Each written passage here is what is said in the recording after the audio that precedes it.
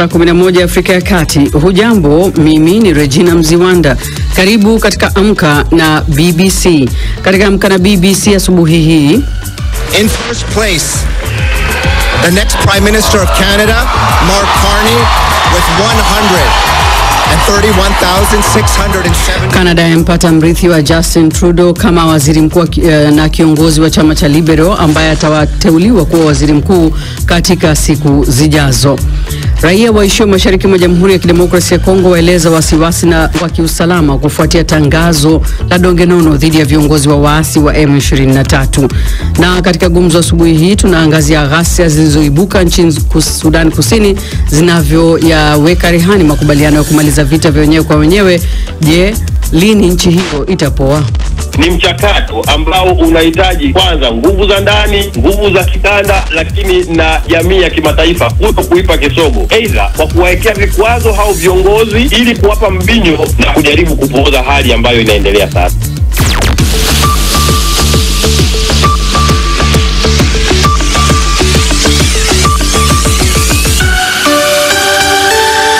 Kwanza ni muktasari wa habari za ulimwengu na msomaji ni Beldin Waliaula akiwa Nairobi. Asante Regina.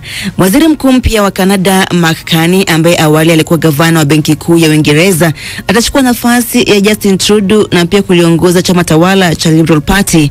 Akiwahutubia wafuasi wake, Carney amesema atahakikisha chama chake kinaendelea kuwajibika kutetea haki za jamii na uongozi wa kimataifa. Pia amekosoa ushuru ambao Trump ameliwekea taifa lake na kauli zake za kutaka Canada iwe jimbo la 51 la Marekani. Canada never ever will be part of America. Canada haitawahi kuwa eneo la Marekani kwa njia yoyote. Hatujaitisha vita hivi, ila Canada iko tayari muda wowote iwapo tutachokozwa. Kwa hiyo wa Marekani wasifanye kosa hilo, kwani kama ni kwa biashara ama mchezo wa magongo, Canada itashinda. As in hockey, Canada will win. Muungano wa wanafunzi katika chuo kikuu cha Columbia nchini Marekani umesema polisi wa kitengo cha uhamiaji wamemkamata mwanafunzi mmoja mwenye asili ya Kipalestina ambaye alihusika na kiwango kikubwa katika kuandaa maandamano ya kulalamikia kudhulumiwa kwa Palestina katika chuo hicho. Kulingana na wakili wake, mwanafunzi huyo Mahmoud Halil, ambaye ni mkazi rasmi wa Marekani, alikamatwa na maafisa wa uhamiaji katika makazi yake huko Manhattan usiku wa Jumamosi. Rais wa Marekani Donald Trump awali alikuwa amesema atafukuza wanafunzi wote kutoka mataifa mengine wanaosoma nchini humo ambao walishiriki katika maandamano ya kuunga mkono Palestina nchini Marekani. Waasi wa M23 wanaungwa mkono na Rwanda wanazidi kuteka maeneo zaidi mashariki mwa Jamhuri ya Kidemokrasia ya Kongo, eneo ambalo lina utajiri mkubwa wa madini. Umoja wa Mataifa unasema maelfu ya wakazi wa wilaya ya Kivu Kaskazini ambao wamekimbia makazi yao wanahitaji msaada wa dharura. Samba Tenzi ana maelezo zaidi. Kijiji cha hivi karibuni zaidi kutekwa na waasi wa M23 ni Nyabiondo. Kanda za video kutoka eneo hilo zinaonyesha watu wakikimbia makwao wakiwa wamebeba mali wanazomiliki. Baada ya saa kadhaa za mapigano, waasi wa M23 waliwashinda nguvu polisi wa taifa hilo na kuteka maeneo zaidi, huku wakiwa wanalenga eneo la Walikale ambalo lina utajiri mkubwa wa dhahabu na madini ya coltan ambayo hutumika kutengeneza betri za gari. Na Israel imetangaza kuenda sitisha usambazaji wa umeme eneo la Gaza kama njia moja kushinikiza kundi la Hamas kuachia mateka 59 wanaowazuia. Waziri wa nishati wa taifa hilo Eli Cohen ameelekeza shirika la umeme la Israel kusitisha usambazaji wa nishati ukanda wa Gaza. Hii ni BBC. Muktasari wa habari za ulimwengu umesomwa na Beldin Waliaula kutoka Nairobi. Unasikiliza matangazo ya Amka na BBC kutoka idhaa ya Kiswahili ya BBC. Matangazo haya yanasikika kupitia Milele FM na West FM nchini Kenya. Tanzania, Dar es Salaam ni Radio 1 na Mwanza ni Radio Free Africa. Nchini Jamhuri ya Kidemokrasia ya Kongo unaweza kutusikiliza kupitia Radio Muungano kule Beni.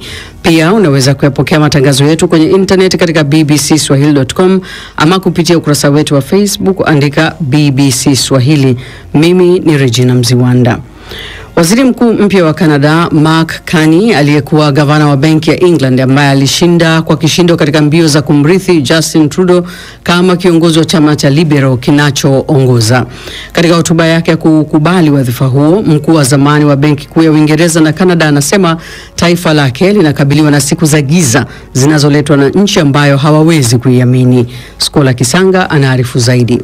The next Prime Minister of Canada, Mark Carney, ni rais wa chama cha Liberal nchini Canada, Sachit Mehra, akitangaza ushindi wa Mark Carney. 457 allocated points. Gavana huyo zamani wa benki kuu ya Uingereza ameshinda kinyang'anyiro hicho cha kumrithi Justin Trudeau kama waziri mkuu wa Canada. Representing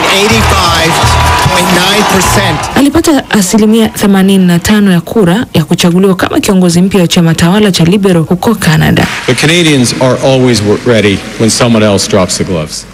Akishukuru wafuasi wake, alisema atahakikisha chama kinaendelea kusimama kwa kuwajibika katika masuala ya kiuchumi, haki ya kijamii na uongozi wa kimataifa. Bwana Carney aliapa kutokubali vitisho vya rais wa Marekani Donald Trump, ambapo wanataka kufanya Canada kuwa jimbo la 51 la Marekani. Canada kamwe haiwezi kuwa sehemu ya Marekani kwa njia yoyote ama kwa namna yoyote. We didn't ask for this fight. Hatukuomba vita hivi, lakini Wakanada wako tayari kila wakati mtu mwingine anapotuchokoza. Kwa hivyo Wamarekani hawapaswi kufanya makosa katika biashara, na hata kama ilivyo kwenye mpira, Canada itashinda.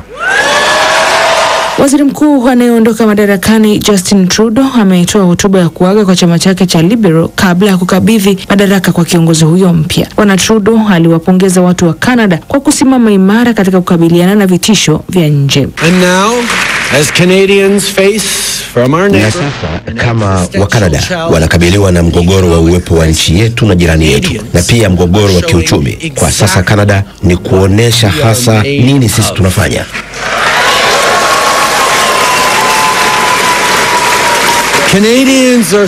Wa Canada wanaonesha kabisa wao ni kina nani, na si kujitwika sifa ambayo si ya kwetu, lakini kwa kujivunia hasa sisi ni nani.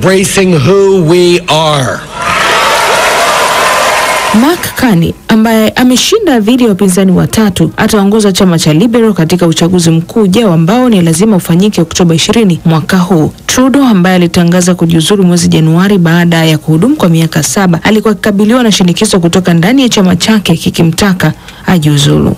Naam, ni taarifa yake Skola Kisanga.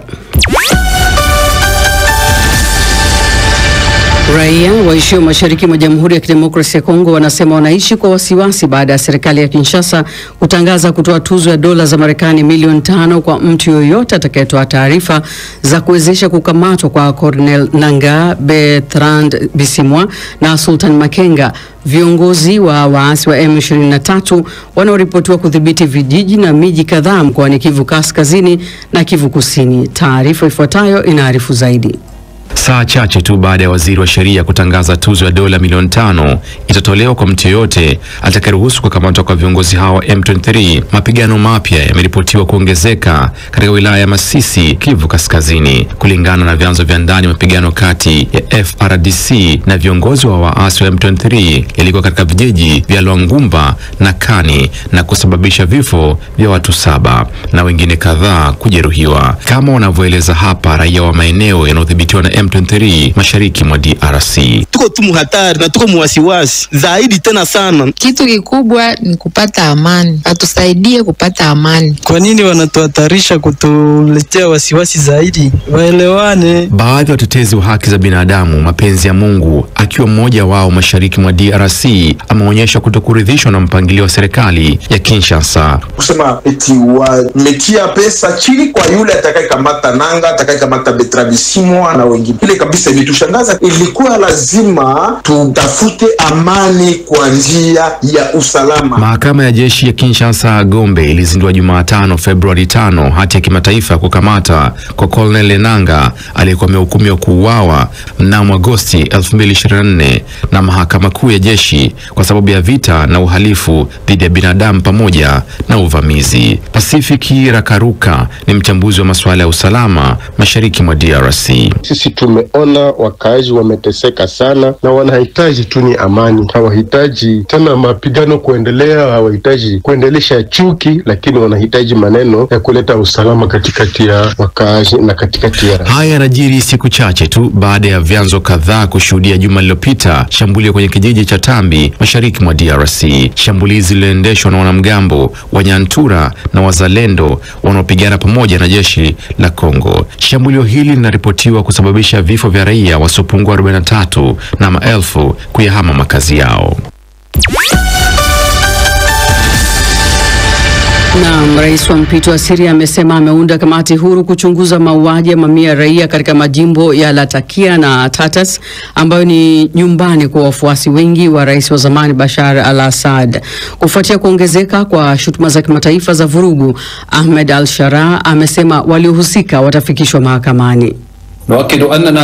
Tunathibitisha kwamba tutawajibika kwa uthabiti na bila huruma. Mtu yeyote ambaye anahusika katika umwagaji damu ya raia au kuwadhuru watu wetu, ambaye alipindua mamlaka ya serikali ama kutumia mamlaka kufikia malengo yake mwenyewe, hakuna mtu atakayekuwa juu ya sheria, na yeyote ambaye mikono yake imetiwa doa kwa damu ya Wasiria atakabiliwa na haki mapema sana na si baadaye.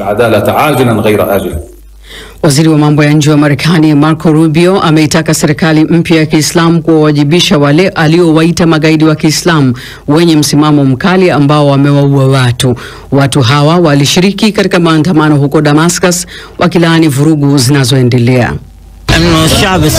Watu wa Syria ni kitu kimoja. Hakuna ubaguzi wa kidini. Acha uchochezi. Kumwaga damu ya raia wa Syria kwa mwenzako wa Syria ni laana. Lazima tuijenge Syria huru, Syria mpya, mkono kwa mkono, sote kwa pamoja. Hatuungi mkono mwagaji damu. Hatutaki kulipiza kisasi. Wale waliokiuka sheria na kuua na kumwaga damu ya Syria wanapaswa kuwajibika kwa haki na kuadhibiwa hadharani katika uwanja wa Marjah. Lakini watu wasio na hatia hawana uhusiano wowote na hilo. Familia, madaktari, wafamasia walikufa na hawakuweza hata kuzika miili yao. Hii ni laana. Zaidi ya watu 1000 wanaripotiwa kuuawa katika siku za hivi karibuni, wengi wao wakiwa raia kutoka jamii ya wachache ya Assad. Na sasa tuelekee viwanjani kwake Shadrack Mwansasu. Na shukrani sana Regina. Tuanze na matokeo ya ligi kuu ya soka ya England ambapo ligi hiyo iliendelea jana Jumapili kwa michezo mitatu. Chelsea wakicheza nyumbani Stamford Bridge walifanikiwa kuweza kupata ushindi mwembamba bao 1-0 dhidi ya Leicester City, goli pekee hilo likifungwa na Mhispania Marc Cucurella, huku akikosa pia mkwaju wa penalty ambao ulipigwa na mchezaji Cole Palmer. Leo Jumatatu kuna mchezo mmoja ambao utakuwa ukizikutanisha West Ham United dhidi ya Newcastle United, lakini wakati huo Tottenham wao wakicheza dhidi ya AFC Bournemouth wakatoka sare 2-2, na Manchester United pia wakiwa nyumbani dhidi ya Arsenal wakipiga katika dimba lao la Old Trafford waweza kutoka sare ya kufungana bao 1-1. Bao la Arsenal likifungwa na mchezaji Declan Rice, na bao ambalo halijawa msaada kwa Arsenal kwa karibia Liverpool ambao wanawania ubingwa msimu huu. Lakini wakati huo Tottenham kocha Ange Postecoglou amesema kwamba baada ya timu yake kutoka sare dhidi ya Bournemouth kuwa ni matumaini ya kwamba wataendelea na kasi hiyo katika mchezo wao wa Alhamisi wa ligi ya Europa wakicheza dhidi ya AS Alkmaar. Naye kocha Manchester United Ruben Amorim amesema kwamba timu yake isingekuwa katika hali mbaya kama ingeweza kuwa na wachezaji wengi kama Bruno Fernandes. Kwingineko katika michuano ya ligi ya mabingwa Ulaya ni kwamba michuano hiyo inatarajia kuendelea tena kesho Jumanne, ambapo Barcelona watakuwa nyumbani Camp Nou wakicheza dhidi ya Benfica. Bayer Leverkusen Ujerumani watakuwa nyumbani dhidi ya Bayern Munich na ya Ujerumani, huko International Milano wakiwakaribisha Feyenoord ya Uholanzi, na Liverpool watakuwa nyumbani Anfield wakicheza dhidi ya PSG ya Ufaransa.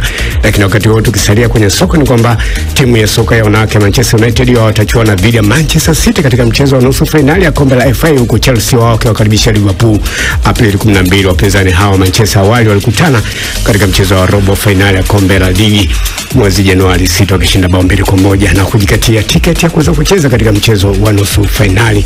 Nchini Hispania katika ligi kuu ama La Liga, Real Madrid wamepunguza nafasi mapengo kileleni mwa msimamo wa ligi hiyo ni baada kuichapa Rayo Vallecano 2-1 kwa mabao mawili yakipachikwa na wachezaji Kylian Mbappe pamoja na kinda Vinicius Junior, na goli pekee la Rayo likifungwa na mchezaji Pedro Diaz. Barcelona wao katika mchezo huo wa mwishoni mwa wiki uliahirishwa bado unawaongoza kwa tofauti wa magoli ya vigogo wengine Atletico Madrid ambao walifungwa bao 2-1 dhidi ya Getafe.